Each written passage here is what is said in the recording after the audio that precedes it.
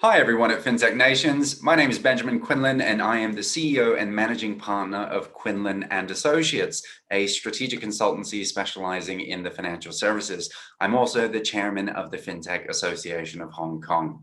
Now, when I got asked by Fintech Nations to speak at this event, I was trying to work out what is the topic that many people are interested in, but probably doesn't get enough airtime today. And I came up with the topic of talent. Truth be told, a few months ago, my firm actually wrote a report looking at the challenge of talent that many fintechs were facing all around the world. And I'm not just talking with the early stage companies, I'm talking with some later growth stage companies, including some of the largest unicorns.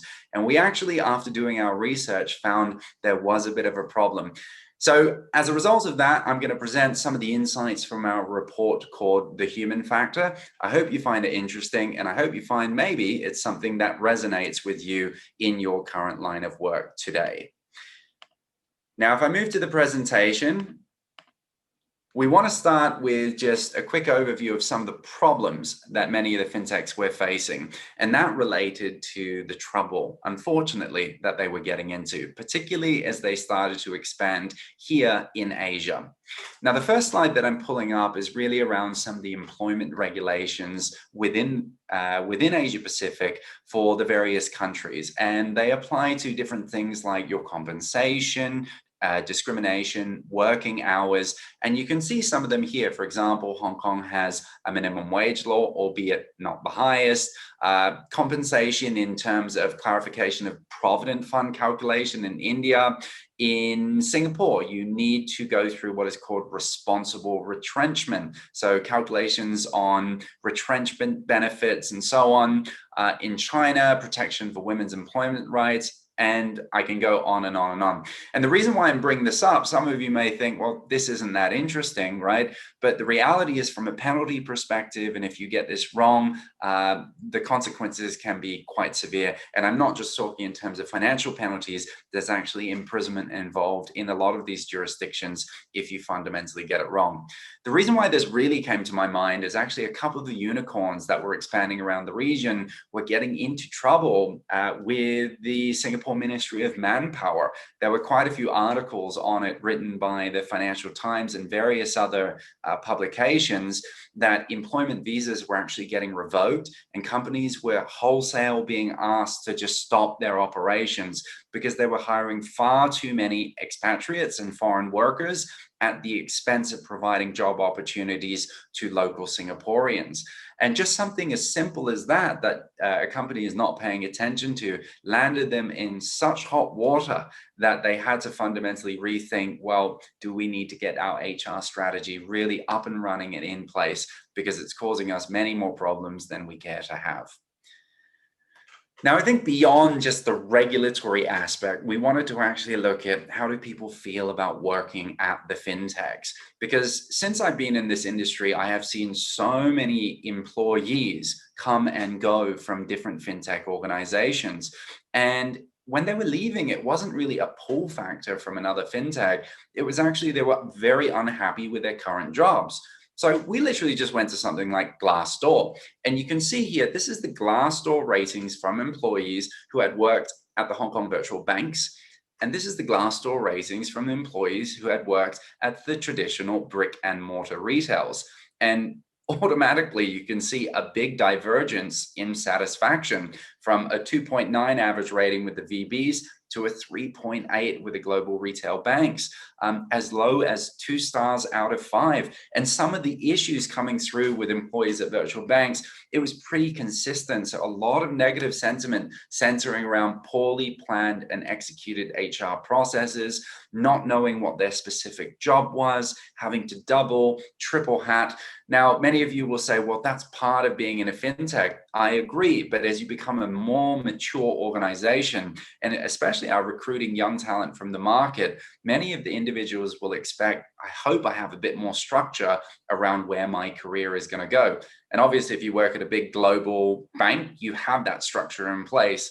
Unfortunately, many of the large fintech organizations don't even have that in place. So people feel often quite lost in their careers. And as a result of that, that can severely impact the satisfaction they have when they hit the desk every single day. Beyond that, I actually have a lot of friends in the industry that were leaving. I spoke with global recruitment firms that said they were seeing exactly the same thing. People were very unhappy. They were working really long, late hours to meet the expectations of customers, investors, but all at the expense of the actual workforce internally. So something we found really, really interesting. But beyond obviously just showing you this, why does this actually matter? Because it genuinely results in high levels of employee turnover. You can see in the figure on the right-hand side, the average turnover rates at large fintechs, and this number we did not pull out of the air. It's actually anonymized data from some of our projects, as well as speaking with many of the people who work at some of the larger unicorns here in Asia. And we found that these rates were actually about 20% per annum in terms of employee turnover. Some of the people I was speaking at said it's actually substantially higher. Now, if you compare that to like a retail bank or even just a large scale tech company, these turnover rates are closer to about 12 or 13%. So there is a marked difference. And why does this actually matter? Because when you look at the bar chart on the left, you'll see that there is actually a hidden cost, but yet a very tangible one when people leave an organization to such a great degree. And you can see some of these line items. You'll basically have a period, particularly if they're a revenue generator, of lost revenue. You need to bring on a new person. There's a headhunting fee involved. There's usually a new hire salary premium. There's a fixed onboarding cost for every single person that you bring in the door. And you have to take into account that that particular individual will not be operating at full flight for maybe the first few months. So there is a period of underperformance. Now, this is all real data based on some larger fintech companies. If you net off even the base salary savings that you may receive from that old employee leaving, your net real replacement cost comes out for some of these larger firms at about $44,000 per individual. Now, why does that matter? Because if you translate that to the incremental additional turnover that they are experiencing vis-a-vis a traditional brick and mortar incumbent, you can see on the bottom right-hand table, the additional incremental cost per 1,000 employees starts to creep up to the $3.5 million range. And if you've got a really large fintech with thousands of employees, like a 5,000 firm fintech, this is looking at about $17 million per annum. Even if you're a small firm, employee churn to such a high degree costs money. And just because it doesn't show up on an income statement as a specific P&L line item, it doesn't mean it's not there. So there's actually a real financial consequence to people not being happy working in an organization. And for us, we found it fascinating because for all the glitz and glam and impression that many fintechs give to an external audience, we found the realities working in the organization were not quite the same. So how do you get this all right? And it really revolves around having the right people strategy, the right HR planning in place. And in order to do this in the right way, we've laid out what we call a 4-step process here. And that's from having the right growth strategy, which ties into workforce planning, which then necessitates the correct HR team setup, which you then need a robust HR operating model to support. The funny thing is, if you look at something like step 2, the amount of times where I speak to people and the lonesome HR individual that says, I need to do workforce planning for the year ahead, but they have no idea what the actual growth strategy of the company is.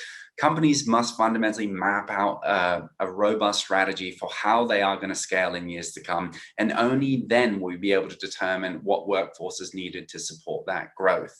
Once you've mapped out the workforce, then it's about, well, what HR team do we need to set up to make sure that it works?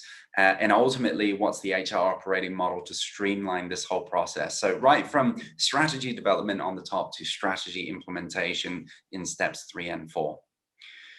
When you go to something like corporate strategy development, very important. We are a strategic consultancy. So at the end of the day, we always talk to our clients about strategy. Strategy is about how to play, where to play, how to do it, right?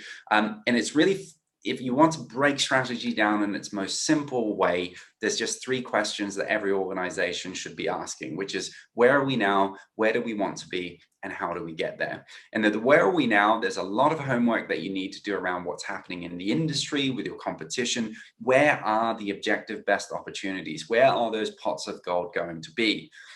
When you've done that, you also have to have a realistic view internally with management and with your team about what are we good at, what are our capabilities, and what are our constraints? Because there's no point of saying there's X amount of money to be made doing this if you know you can't do it. And only when you match the external opportunities with the internal capacity can you start to develop a strategy that is fit for purpose, which is step 3. When that's done, you need to understand what is your operating model to make it work, and then move on to effective implementation planning to see it through to execution. And you can see within step 4, the operating model development, that includes your people, org, your operations processes, risk compliance, data infrastructure. And it's really that people organization part, which is often overlooked by many companies, which was the purpose of us going into this report, the operating model around human resources. One of the first things that all companies should be doing is having a bit of introspection around what their talent strategy is. And this is it's not just about how to attract talent, but it's also about how to retain talent. And that's a very important part of the workforce planning exercise, right? So you should, as a firm, be looking at your talent pipeline. What are the skills you require? What's the messaging around your cultural ethos? What other things are you doing to really draw people into the organization? One of the things that we all like to see as well is a remuneration philosophy. So ranks and promotions, salary bands, benefits, employee share options, right? These are all things that can come into it. And if I go to so many fintechs, you'll often find that they don't have a clear remuneration philosophy. I could say, well, what are your bands? What are your rankings? And how do people get paid at each level? Many people honestly wing it. And it's about a personal preference, or, you did well, so as a result of that, we'll reward you with more. And while that might work for founders, it doesn't often work for employees, because they need to see, particularly juniors, a lot more structure around how they are going to develop throughout the course of the growth of your organization. And then finally, L&D frameworks, right? Things like your internal mobility, further education, high potential programs, and even external corporate training. Many people understand that when you work in a startup environment, you are learning on the job. And for me, I often find that the best way to learn. But even apart from that, there are many benefits to actually having some formal learning and development policies and practices in place to help nurture and upskill your employees as they continue to grow with you as an organization. I spoke about the HR team setup, so very important. And I often find many fintechs, even the largest ones, literally having 1, maybe 2 HR people to manage the expansion of the company throughout hundreds, if not thousands of hires. The reality is it's not realistic. Once you understand just how much your company is going to scale, what HR functions do you need to support it? And of course, you don't need all of them. Is it a business partner? Is it someone in recruitment? Does someone need to manage compensation and payroll and benefits? Is there an operations person? Is there a diversity and inclusion head, which champions that cause? Within that, the responsibilities need to be very, very clear. Again, even within HR functions, I see HR reps triple, quadruple hatting over their roles that they often get confused, which is exactly why this has become a problem for so many growth and late stage firms. Organizational structure is critical. Where do they sit within the organizational construct? Who are they reporting into? And finally, when you've determined all that, you can work out what is the appropriate budget to allocate to make this team work. The reality is HR teams are important if they're there and designed to support a very aggressive growth plan for a fintech firm, of which many companies out there are trying to scale aggressively. So it's important not to overlook the people aspect of the business. And then when we talk about, I guess, the broader employee life cycle, we like to think of it as a journey for every employee, right? If you look at a company, you're there to, and we go across this value chain, source the right people. How do you filter them through interviews? From a contract perspective, how do you ensure your job offers are streamlined and in place? The whole onboarding process, development, very important, from work performance and rewards, and then even right through to offboarding. How do you ensure an effective exit of your employees? And across all of this, those are the three things that I mentioned: policies, processes, and systems, which we call PP&S. So policies is really ensuring your employees understand the company's rules and regulations around their obligations and behaviors. So this is things like your anti-discrimination, fair employment requirements, making sure people actually can take their statutory leave entitlements. This is very, very important. A lot of this is enshrined in an employee handbook that many of you would see if you have worked with a large corporate. But there's no point of having a handbook or any of these policies if they don't live and breathe. And that is why having processes is in place. Make sure that all of these policies are effectively applied in a structured manner. And that helps to drive productivity and minimize risks. So let's go through some of these examples. So standardized job descriptions, a clear idea on your salary bandings, criteria to evaluate candidates. Even when you're going through interviews, you often find that people are basing it 100% on personal feeling, which at the end of the day, you can't avoid. But is there objective criteria from which to assess new candidates? The contracts that are going out, are they standardized yet customizable? The onboarding process, how do you vet them? What are the new joiner obligations, such as setting up insurance or retirement schemes? Giving them system access, even basic things like this are often overlooked. Developing employees. So again, very critical. What is the annual appraisal process? While you as a founder might feel it's a casual conversation, for employees, they take it very differently. So how am I benchmarked? How am I promoted? What are the ranks of promotions I can go through? Everyone in their nature likes to see progress. So it's very important you don't lose sight of the progress of your organization just because you're missing out on the progress of the people that help the organization become what it is. And then the offboarding part is, even before you get there, are there employee improvement plans? Are there escalation protocols for misconduct? And then, do you do exit interviews and checklists and so on? Now, the final thing along the bottom is you need to thread this all together. It sounds like a lot of paperwork, a lot of headache, a lot of work, and it can be, because many of these things can be manual in nature. So it's important to the greatest extent possible for these tasks that can be automated to try and automate them. And that way you can really drive productivity of the HR process and you can minimize the chance of human error. This is just a very, very quick example of a mix of a policy and process around hiring in Singapore. I gave you the example at the start of this presentation that companies have been in trouble with the Ministry of Manpower around hiring too many foreign workers. So even if you go through and you understand you want to do an application for a foreign worker, one of the most important things in Singapore legislation is you actually have to advertise the role at a minimum for 14 days at mycareersfuture.sg to give local Singaporeans a chance to actually apply for that role. It seems like something basic, but unless you have an actual structure or system in place and processes to make sure this is done every single time, many of these things can be overlooked. So very important to go through and think about this holistically across your organization as you continue to scale. The big firms do it, and that is why many of us who have worked in these organizations might find some things a bit tedious at times, but at the end of the day, the checklists are done and there's a lot more structure around the career path and career growth. And particularly as many of the fintechs are looking to scale and grow, having these kinds of processes, policies, and systems in place are very much well advised.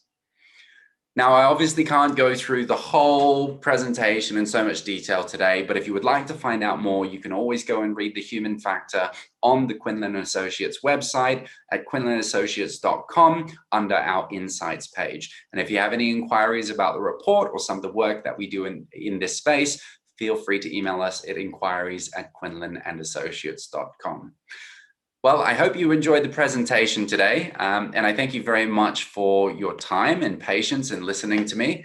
Enjoy the rest of your sessions at FinTech Nations, and I personally hope to see many of you sometime in the near future, either working with you or collaborating with you in some way, shape, or form. Thank you very much, and have a good rest of the day ahead.